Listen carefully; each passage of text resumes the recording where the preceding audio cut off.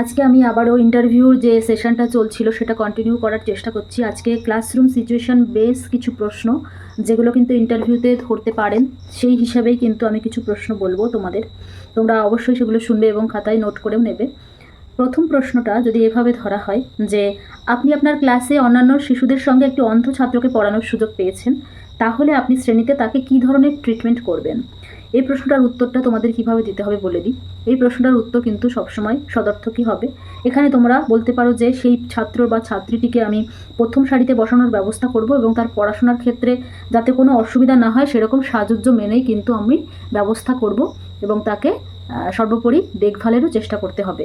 এখানে কিন্তু তুমি কোনো মতেই বলতে পারবে না যে একজন অন্ধ শিশুর জন্য আমি আলাদা শ্রেণীকক্ষ বা আলাদা স্কুল এগুলোর উল্লেখ করে তাকে আমি পড়াতে অস্বীকার করব বা প্রধান শিক্ষকের সাথে বলে সে বিষয়টা আলোচনা করব, এটা কিন্তু বলা যাবে না। ক্লাসের মধ্যেই ম্যানেজ করে কিন্তু ছাত্রটিকে পড়ানোর দায়িত্ব কিন্তু একজন শিক্ষক হিসেবে তোমাকেই নিতে হবে। পরবর্তী প্রশ্ন, একটা ছাত্রকে তার জীবন ধারণের জন্য আংশিক সময় রুজি বিষয়ে অর্থাৎ তাকে কিছু কাজ করতে হয়, তাহলে তার ফলে সে অনিচ্ছাকৃতভাবেই তার ক্লাসটা কামাই হয়। বোঝাই যাচ্ছে সে যদি কাজ করতে যায় তার ক্লাস কামাই হচ্ছে। তাহলে একজন টিচার হিসেবে আপনি কি পরামর্শ দিতে পারেন? এখানে কিন্তু বলতে হবে যেহেতু তার সেটা রুজি রোজগারের বিষয়, অর্থাৎ যার ফলে সে তার দিন গুজরান করবে কিছু টাকা পয়সা ইনকামের মাধ্যমে, সেটা কিন্তু কখনোই না বলা যাবে না। তার সেই কাজটা করার পাশাপাশি তাকে বলতে হবে যে যতটা সম্ভব তাকে পড়াশোনায় নিযুক্ত থাকা, এবং আপনি একজন শিক্ষক হিসেবে তাকে ক্লাসের বাইরে বিনা পারিশ্রমিকে এবং পড়াশোনা দেখিয়ে দেওয়ার ব্যবস্থা করবেন এবং পড়ার বিষয়টাকে কিন্তু আরও বেশি করে উৎসাহিত করার চেষ্টা করতে হবে।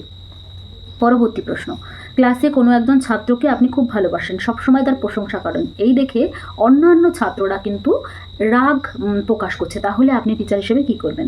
এখানে কিন্তু অন্যান্য ছাত্রদের আপনি বোঝাবেন যে যেই ছাত্রের প্রশংসা আপনি করছেন সেই ছাত্রের মতো হওয়ার জন্য উৎসাহিত করবেন এবং সাহায্যও করবেন। তাদের কিন্তু কোনো মতেই নেতিবাচক কথা বলাই যাবে না যে তোমরা পারবে না, তোমাদের দ্বারা হবে না, এই কথাগুলো কিন্তু একদম নেগেটিভ পয়েন্ট, এগুলো কিন্তু বলা যাবে না। বরঞ্চ তাদেরকে যেই ভালো ছাত্রটা আছে তাকে উদাহরণ দিয়ে যাতে আরও ভালো প্রোগ্রেসিভ কিছু করা যায় অন্যান্য ছাত্রদের, সেই বিষয়টা চিন্তা করতে হবে। নেক্সট কোশ্চেন, যদি আপনি জানতে পারেন যে আপনার অধ্যক্ষ অর্থাৎ যিনি হেড টিচার আছেন তিনি কোনো দুর্নীতির সাথে যুক্ত এবং আপনাকে আহ্বান করছে সেই দুর্নীতিমূলক কাজগুলো করার জন্য, তাহলে আপনি কি করবেন? এখানে যেটা বলার বিষয়, আমার পার্সোনাল মতামত, ন্যায় সেদিকটা অবশ্যই পক্ষ অবলম্বন করে থাকবো।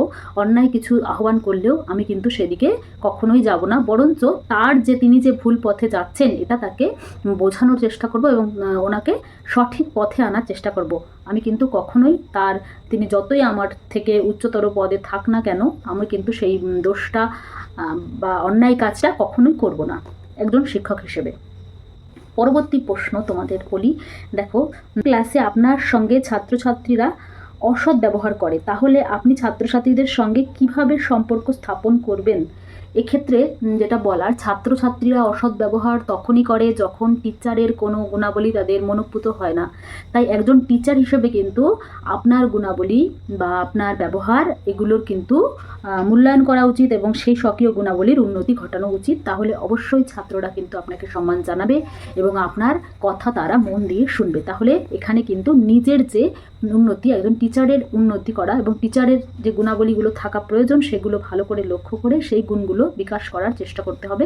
তাহলে ছাত্রদের কিন্তু আপনি মনোযোগ আকর্ষণ করতে পারবেন। পরবর্তী, একটি ছাত্র চেষ্টা সত্ত্বেও আপনার বিষয়ে ভালো নম্বর তুলতে পারছে না, সে লজ্জিত বোধ হচ্ছে এবং ভীতও হচ্ছে কিছুটা, তাহলে এই অবস্থায় আপনি কি করবেন?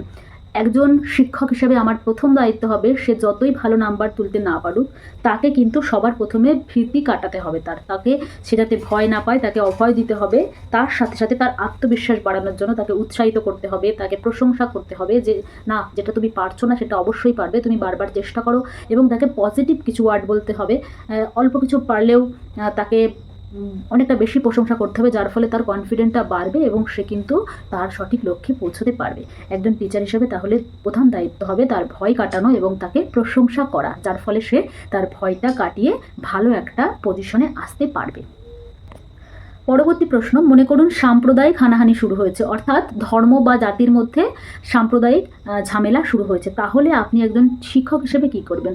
সবার প্রথমে মাথায় রাখতে হবে, একজন টিচার কিন্তু সমাজের পথ প্রদর্শক হিসেবে কাজ করে। তাকে কিন্তু সবসময় নিরপেক্ষ থাকতে হবে। জাতি, ধর্ম, বর্ণ নির্বিশেষে তাকে শিক্ষা দিতে হবে ক্লাসে, এবং তাদের সবসময় শেখাতে হবে যে আমরা সবাই এক, আমরা অভিন্ন নয়। তাহলে আমাদের সবসময় কি পারস্পরিক সম্প্রীতি বজায় রেখে নিরপেক্ষ থাকার চেষ্টা করতে হবে একজন শিক্ষক বা শিক্ষিকা হিসেবে। এই কটা প্রশ্নই আজকে আলোচনার করার ছিল। আর বলে দিই একটা বিষয়, তোমরা যারা মনে করছো যে ইন্টারভিউতে সিচুয়েশনাল বেস কি প্রশ্ন করা হয় বা না হয়, আমি আগেই বলেছি এগুলো কিন্তু সিচুয়েশন বেস প্রশ্ন। এগুলো কিন্তু করা হয়েছে এবং করা হবেই। এগুলো কিন্তু তোমরা নোট করে নাও, লেখো এবং প্র্যাকটিস করো। নিরপেক্ষ মতামত দেওয়ার চেষ্টা করবে, কখনো নেগেটিভ কিছু তুলে ধরবে না। আর যে ক্ষেত্রে নেগেটিভ তুলে ধরার, সে প্রশ্ন ধরনগুলোও কিন্তু আলাদা হবে, সেগুলো আমরা আস্তে আস্তে অবশ্যই আলোচনা করব। তোমরা সবসময় চেষ্টা করবে যে ইন্টারভিউর পারপাসে যে প্রশ্নগুলো আমি বলে দিচ্ছি সেগুলো কিন্তু নোট করে নেওয়ার। আর ইন্টারভিউর অ্যানালাইসিস করার ফলেই কিন্তু প্রশ্নগুলো তোমাদেরকে বলি। মাত্র দু একটা উদাহরণ, এছাড়াও আরও প্রচুর অসংখ্য উদাহরণ আছে। এর আগে আমি তোমাদের যে খাতা সিরিজটা করাচ্ছিলাম সেখানেও প্রচুর প্রশ্ন আলোচনা করেছি, এরপরেও করব। ইন্টারভিউ হয়তো একটা সবুজ সংকেত পাচ্ছি আমরা যে ইন্টারভিউ হওয়ার একটা সম্ভাবনা রয়েছে। তোমরা অবশ্যই চেষ্টা করবে যে কন্টিনিউ করার পড়াশোনা। শুধুমাত্র বইয়ের পড়া নয়, এর আগেও আমি বলেছি পুঁথিগত বিদ্যা কিন্তু ইন্টারভিউর জন্য যথেষ্ট নয়। তোমরা অবশ্যই চেষ্টা করবে যে বইয়ের বাইরেও চারপাশে পারিপার্শ্বিক অবস্থাটা এবং সাম্প্রতিক ঘটনাগুলো সমস্তটা কিন্তু খেয়াল রাখতে হবে, চোখ কান খোলা রাখতে হবে।